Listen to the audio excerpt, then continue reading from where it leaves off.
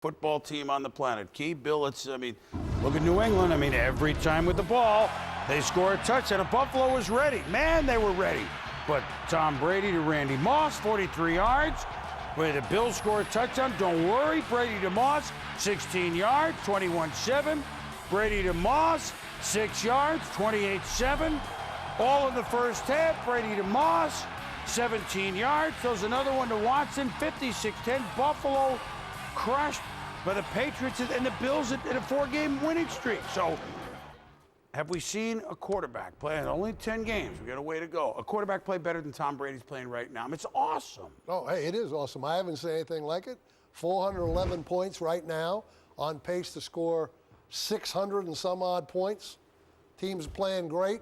I'll tell you what, there are going to be some teams in the NFL that don't score 600 and some odd points in 2007 and 2008 combined.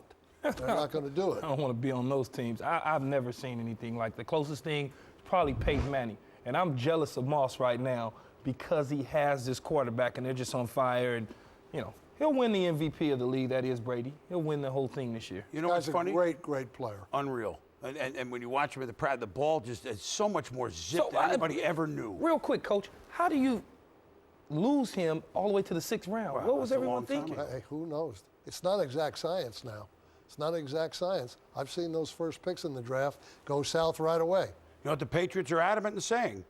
Hey, he's played like this before, just maybe has some other weapons. I don't know if anybody's played like that before. Meanwhile, Pittsburgh Steelers had a nice season. Certainly Ben Roethlisberger did, but yesterday, the Jets sacked him 7 times. It's a fumble. Ben, and it led to the game-tying field goal, headed to overtime where they kicked away and avoided Leon Washington, but on a punt, they couldn't avoid him in overtime. 33-yard punt return. This kid is special. Down to the 26, Mike Cat Scratch Fever Nugent. Oh my God, you don't usually sweat out a 38-yarder. That almost rolled over the back there, a la the Cleveland game, but they win it 19-16 with Kellen Clemens.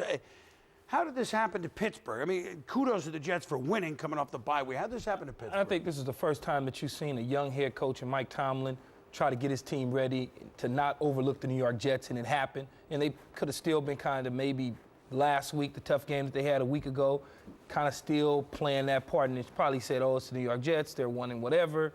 Let's just go out and play. I was at the game myself, so I was able to see it from a different vantage point. And one thing the Jets were concerned with was Roethlisberger scrambling, particularly to his right. They felt like he was making all the plays out of the pocket that way. So they used a little spy or mirror on the quarterback, and they were trying to push him out left. The Pittsburgh pass protection didn't hold too well yesterday. The Jets got to him. Not enough big plays for Pittsburgh, and the Jets upset him. Pittsburgh 2-3 on the road. Interesting. And give the Jets a 1-8 team in bye week for maybe coaching up a little, because that defense looked like it had a whole different feel to it. Meanwhile, the Green Bay Packers, they're now blowing out teams that they're capable of blowing out. They weren't doing that earlier in the year. The key old squad, the Panthers, Brett Favre to Greg Jennings. Favre was a receiver on a play. He does this better to Donald Lee. Everybody doesn't like something, but nobody doesn't like Donald Lee. Now, that goes back a little bit to Sarah Lee Case. But at any rate, Favre, 3 touchdown passes for the 62nd time in his career. So, Green Bay 9-1, Dallas 9-1. Is it possible that the second-best team in football right now is out of the NFC? Indianapolis is a really good football team when they're healthy. And like I said earlier in the show, I'd like to see New England and Indianapolis in the Super Bowl. I know that's not going to happen, but hopefully it'll happen during the playoffs. And then Green Bay and Dallas is pretty close. It's pretty close teams. I would probably say they're the 3rd best team in the league combined together. Well, this is the reason I never start talking about any of this stuff until after Thanksgiving week, because that's when you start to see whether things are shaping up. We're not quite there yet, but I will remind everybody, the team that's eventually going to win the Super Bowl probably has to win 9 or 10 more games to do it. So we got a lot of football left. A lot can happen in a short time. Of course, the voice of the fan, the weasel, would always be saying, well, geez, if Brett Favre got to the Super Bowl and the Patriots got to the Super Bowl, see, Favre, Patriots, that's a game that, did they already play that? Oh, that was a long time ago. That was. It was a long time ago. Unfortunately, Desmond Howard was part of that game. He was playing that. He's He's not playing now. I have a vivid recollection. That's because you didn't have good special teams. had a good special teams, but my L3 was hurt. Troy Brown, that's who it was. He was hurt, couldn't play. This is what happens when the L3 is hurt. Something to remember as we head back to the Rockies and check in with Stuart Scott. Stu? Thanks a lot, Bill. You know, Reggie Bush may have set a rookie record for receptions last year, but his old college teammate Lindell White can always brag and say, yo, our Bush, I got 3 career 100-yard games in 2 seasons. You only got 1. I don't know if he's made that phone call or not. The guys in the booth, Mike Tirico, Ron Jaworski, and Tony Kornheiser. Holla at us, guys. Oh, Stuart, thank you. We have a lot of connections from that 2006 Rose Bowl in our game tonight, and Selvin Young and Vince Young and other Texas players and USC players. We'll talk about that as the night goes on. But let's continue the conversation that Coach Parcells and Keyshawn and Boomer were having in the studio. The super teams, the best teams, and you saw it on TV. There are just jump-out players in the NFL and jump-out quarterback-wide receiver tandems. Brady to Moss, 16 of Tom's 38 times, and Romo to T.O., 12 of Tony's 27 touchdown tosses. What did that tell you?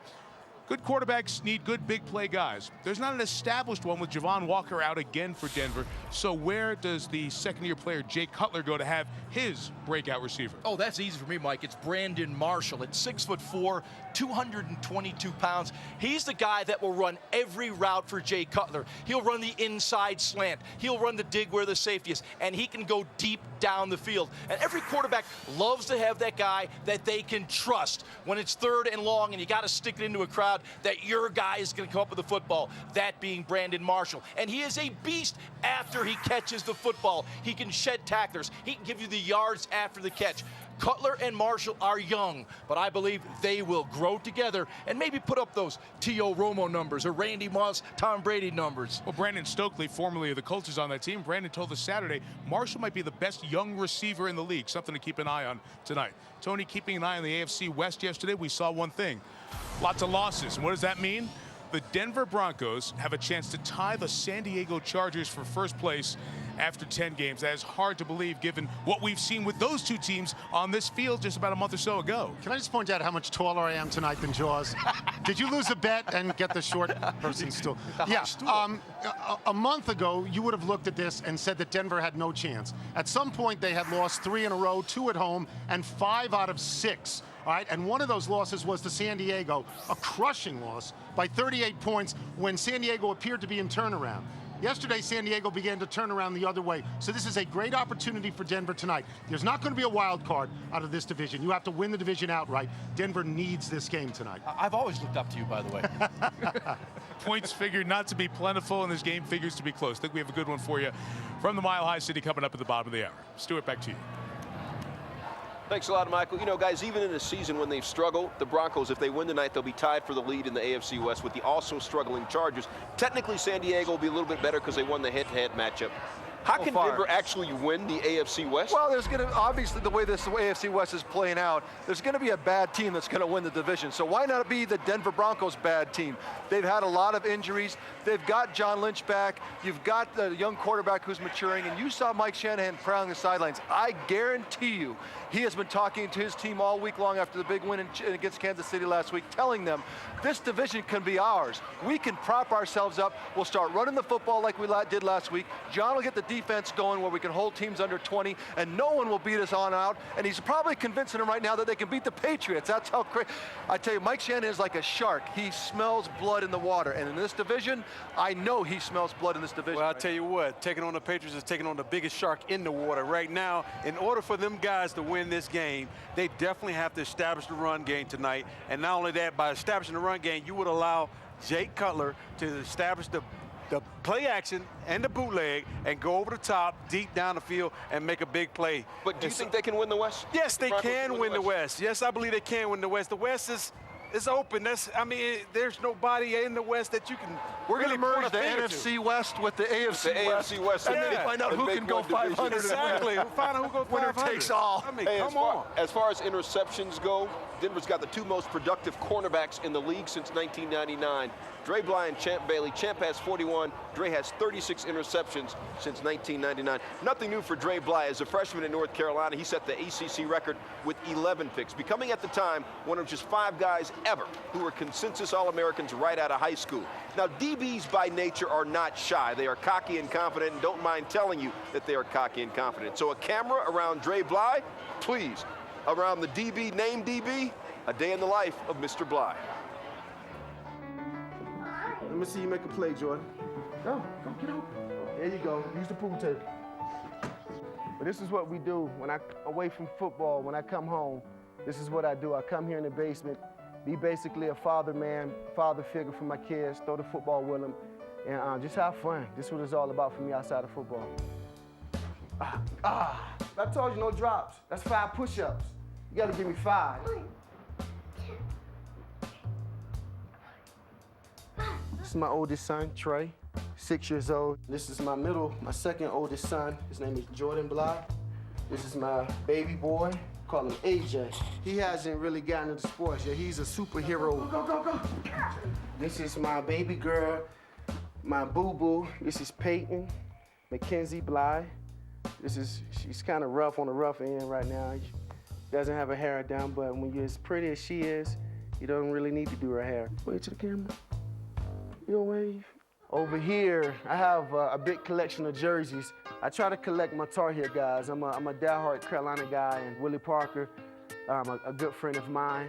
Julius Pepper, another Carolina guy, good friend, one of my young boys, I say. I sort of raised him.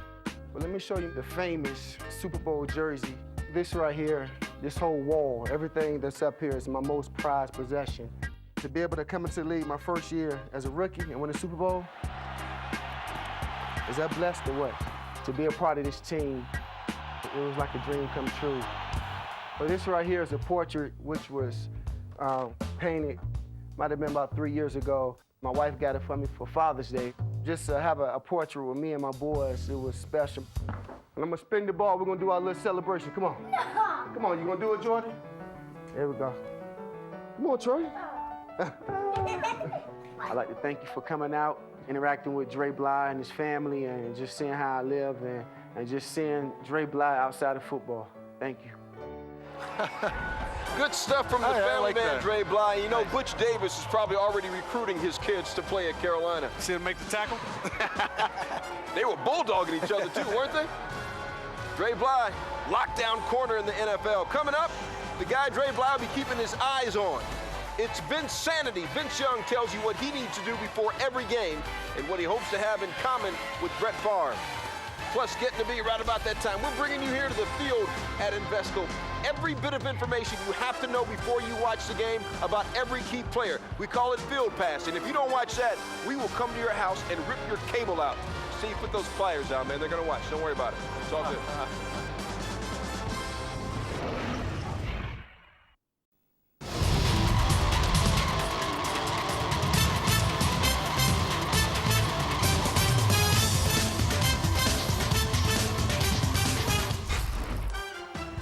Been somewhat of a sophomore struggle for Vince Young. 4 touchdown passes this season, only 1 since September, that Monday night game. Can he recapture some of the magic of his rookie campaign? Last year was truly a season littered with memorable moments. It's out! Vince Young! Stop the Vinsanity!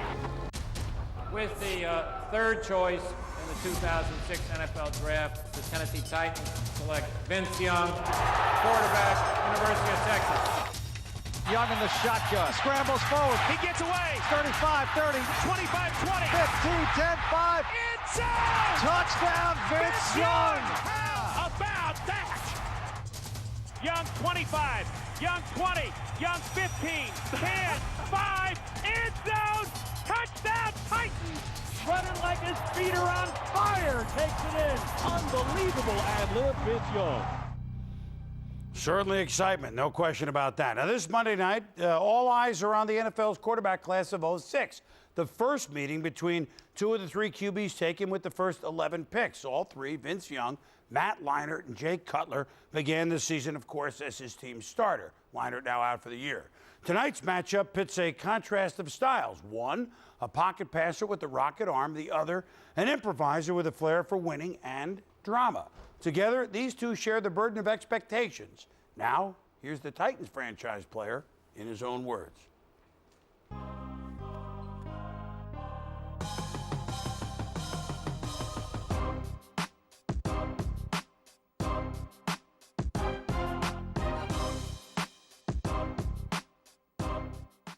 Hey, what's going on? I'm Vince Young, quarterback, Tennessee Titans. Cheese. Probably my iPod, gotta have that. You know, that's why I tend to get into my mode. Not that I don't want to be bothered with my teammates, but you know, I'm just getting in my mode, getting to the point that where I need to be at for game time. I have to jam my gospel. I gotta hear Yolanda Adams scream in my ear a couple times, say, hey man, I hear you baby singing. My babies, my family, you know, the women that raised me. I would love to go holler at Oprah, kick it with her. One of the hottest shows in the world. Steve McNair, for one, definitely. Daniel Thomas, you know, Brett Favre, Vince Carter, Tracy McGrady. Their game is just crazy right now, and I just keep picturing what my game gonna be like in the next few years. Is my game gonna be crazy as well? Yeah. Thanks for showing me some love. Well, his game could be crazy. It's amazing to watch. Steve, let's bring you in now here from Denver. What are your thoughts on Vince Young here halfway through year two? Are you sold on him? Well, I'm sold on what I've seen so far. He's doing what you have to do to stay on the field. That is, not make a bunch of mistakes, throw a lot of interceptions, fumble the ball. The key for a young quarterback is to stay on the field so you can learn the NFL game, and he's doing that and thriving even so in the fourth quarter when he's making huge plays. There's other quarterbacks. Joey Harrington comes to mind. Alex Smith is struggling in San Francisco. Others that might not stay on the field because they didn't able to perform up to that standard of a young quarterback. The next level, though, is the one that really matters, Boomer, and that's when you become a PhD. That's literally like going to law school. You have to study the game so intensely, off-season, during the year, that it's more of a cerebral challenge, and I think Vince is up to it, but that's the next level of quarterbacking once a young quarterback has found a way to stay on the field. Steve, I agree. I think that he's certainly got a lot to learn, but I think he's so unusual as a quarterback. And in that highlight package that we watched of his great moments from last year, every one of them was him running down the football field. And I think that that's what he's got to get back to doing. I think he suffered that injury. He now seems a little bit hesitant to leave that pocket, get out, use those legs to make plays. I think that that will help him set up his ability to throw the football. But when he is really being dynamic, it's because he's running the ball, and we haven't seen that aspect of his game lately. Well, I'm convinced that he can win games, but I'm not just interested in winning games. I'm interested in winning championships. So he hasn't completely sold me that he can do that yet. And what I've learned and studied over the years about these scrambler passers, if they can't get to the point where they're reliant on their passing ability and they have to continue to rely on their legs, the production usually goes down. And I look at Vince Young, and I know this will sound crazy, much like Tony Romo, a guy who can run around and throw the football. But Tony Romo has some veteran wide receivers. Vince Young, he has young guys. His guys, I think you talk about some of them, they're in their third year. Running back and Lindell White is in his second year. When you have your skill positions that young and you're a young quarterback, it's very difficult to manage an entire football game. But the one thing that he is doing, Coach, is he's winning. And I think time will be on his side. And Jeff Fisher knows that. When I visit that team, when I was down there visiting, Fish told me, he said, I got 10 years out of number, was it 9? McNair? Mac 9 is what he said, and I'm going to get 10 years out of number 10. Well, that's pretty good math. You know, when Vince, there was a game ago, what he threw like 40-plus passes, didn't look good, right? Didn't look, when he throws 20, 22, 24 passes, then I'm not worried about so much the accuracy so much because it's while he's moving, it's while they're waiting for a lot of things. But if he has to drop back and throw it 40 times. That's most quarterbacks, though. Yeah, I know, but you know what I'm saying. Yeah, I know exactly. You're right. Not You're right. quite but that's most ready quarterbacks. Yet. Well, I'm trying to make sense here. No, you did. No, you're perfect. 21 years.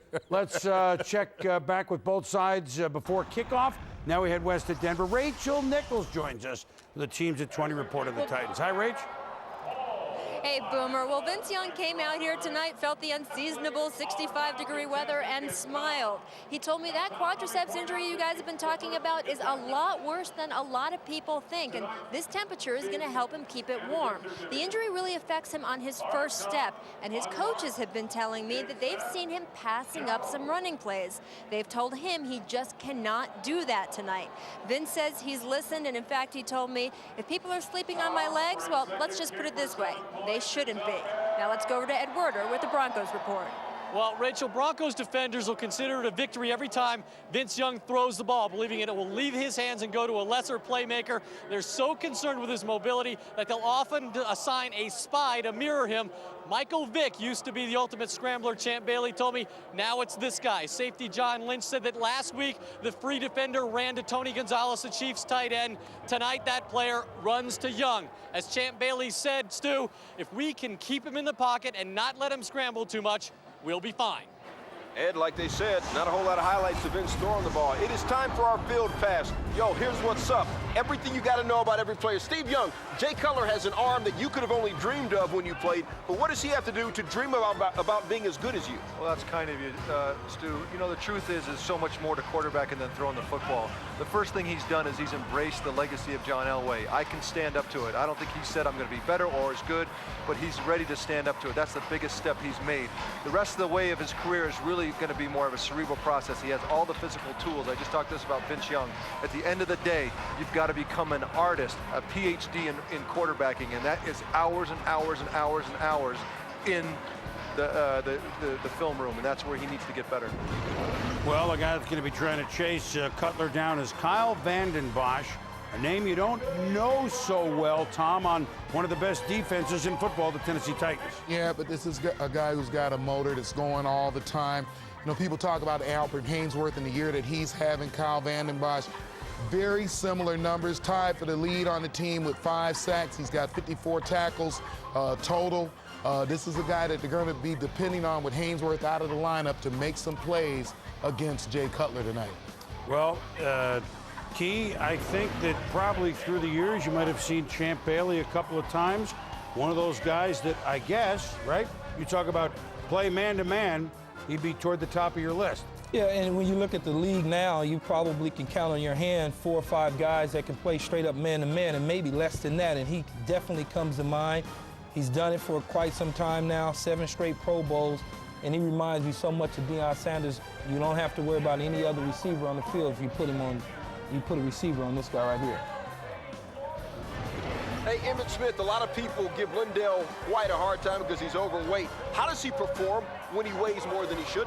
Well, you know, Iron-Haired Haywood had a great career. This guy right here is on his way now that he's been inserted into the starting lineup. Obviously, he's leading the team, obviously, in rushing with 625 yards, and he has rushed for over 100 yards in 3 of the last 4 games.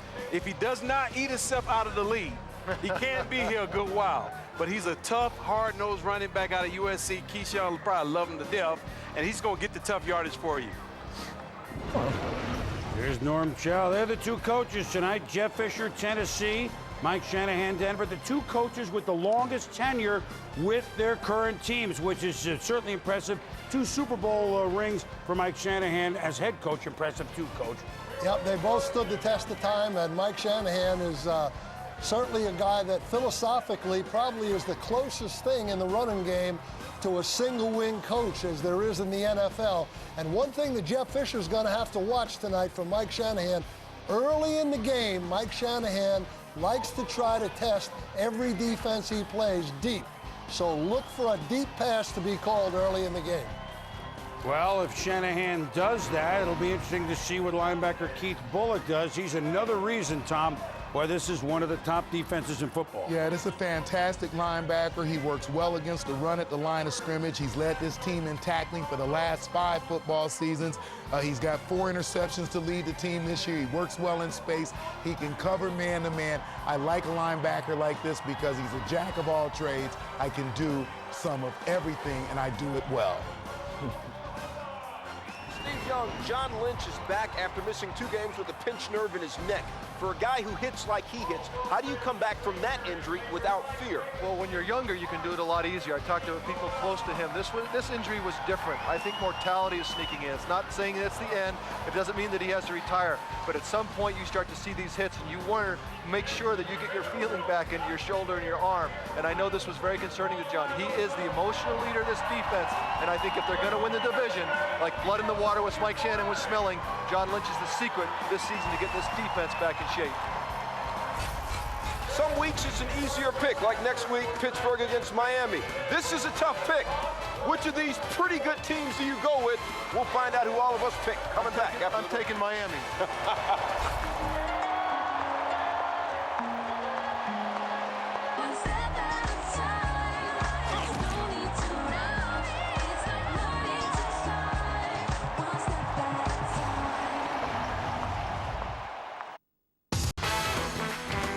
Monday Night Countdown, delivered by UPS. What can Brown do for you? And in part by GMC. Watch SportsCenter after the game for the GMC postgame and the Defensive Player of the Week nominees. You know what this is, Bill? This is a blimp shot of Invesco Field in downtown Denver. Like it. They had the World Series there last month in downtown Denver in Colorado, but this is a football town, as Tom surely knows. Tonight, a crucial AFC matchup between two teams desperate for a win. The Broncos, Titans, each with playoff hopes. We all have playoff hopes. Broncos still leads in our lead pipe lock standings. Fittingly, Tom, you've had the T-box all year. You're 9-1. Me and Emmett, 8-2. Key, Stu, 7-3. Steve, 6-4. Bill struggled with his couple of tee shots, but the Weasel, vacation in Florida, got it right. Impressive, 7-2. So we saw you in the ring. Do I know who you're going to pick, Tom? And my one loss suffered the night that I picked the Broncos to beat the Green Bay Packers. But I'm going to stick with them and pick the Broncos again to redeem themselves and beat the Titans. I'll tell you what, Tom. The Weasel is on the premises tonight.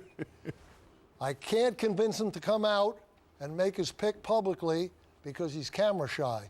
But the Weasel told me in a very, very tough choice, he prefers slightly Tennessee tonight. I'll go with the Denver Broncos. I think that they definitely smell blood in the water. San Diego's acting as though they don't want to win the division, so you might as well give it to Denver. Tennessee ranks in the top 7 in all the categories in defense. Overall, the pass defense, rush defense. I think Jeff Fisher's done one of the best coaching jobs this season. It's a rough division. I like Tennessee tonight, 23-17. Fellas, Emmett, what do you think? Boom, I like Tennessee as well. I like the defense of the Tennessee Titans, and they're going to get after Jay Cutler in that offense tonight. Personally, I don't know about the Weasel. I'm not afraid to make the picks, and I'm going to pick the Denver Broncos because they're at home, which has not been a benefit lately, but Mike Shanahan smells blood in the water. In the AFC West, he's convinced his team, you can win this division despite everything you've been through already, the humiliation and embarrassment that you've seen this season. I think they rise to the occasion and score 21 to 24 points to win this football game. I think Tennessee's got a better young quarterback with Vince Young. I think they got a better overall team. I think they got a better defense. Denver has a better group of wideouts, and Denver has just my strong gut feeling that they're going to win this game, Boom. It's just a gut, but I'm going with it. All right, Stu, thank you. We're out of time. And for Morton, for Tom, and for Bill, for Keyshawn, Steve, Emmett, Stu, and our cast of thousands, see you at halftime. From our family to your family, have a safe and great Thanksgiving. Now, will the Broncos harvest a victory and to share a first in the AFC West, or can the Titans beat the stuffing out of Denver and keep pace with the Colts and Jags? Broncos, Titans, next on Monday Night Football. Lucky. We fight, and we keep fighting.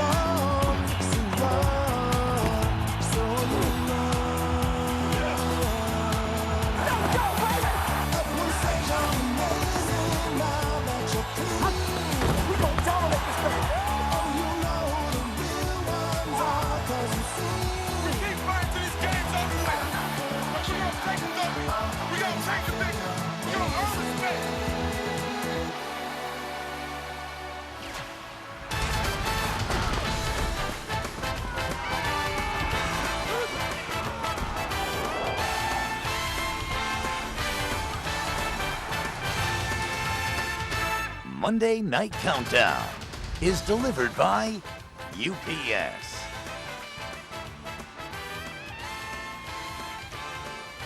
The Steel City, where they bleed black and gold. After losing to the Jets last week, can the Steelers get back on track against the winless Dolphins? Or will this be the night for Miami to avoid a different type of NFL history?